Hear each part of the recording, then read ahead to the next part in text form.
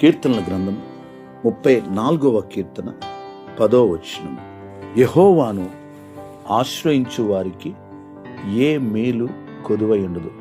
ప్రియులరా, దేవుని వాగ్దాన వాక్యం. నీ ఆశ్రయము ప్రభువేనా? ప్రభువునే నీ ఆశ్రయముగా చేసుకున్నావా?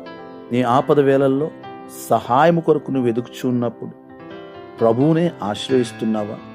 అలాగైతే నీకు ఏ మేలు కొదువై ఉండదని ఈ వాగ్దానము ద్వారా ప్రభువు మనతో మాట్లాడుచున్నాడు. నిశ్చయముగా నీ దేవుడైన యెహోవాను ఆశ్రయిస్తే నీకు ఏ కొదువ రాకుండా నీ ఎడల ప్రతి మేలును ఆయన చేయువాడై ఉన్నాడు.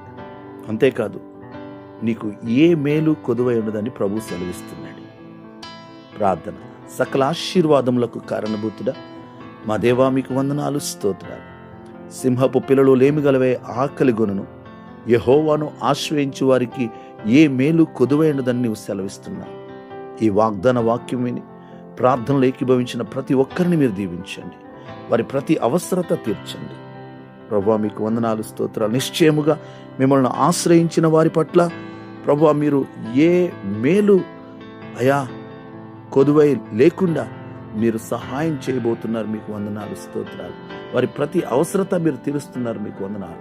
ఈ దినమంతా మీ సన్నిధి తోడుగా ఉంచి మీరే మహిమ పొందమని యేసు నామములో ప్రార్థిస్తున్నాము తండ్రి. ఆమేన్.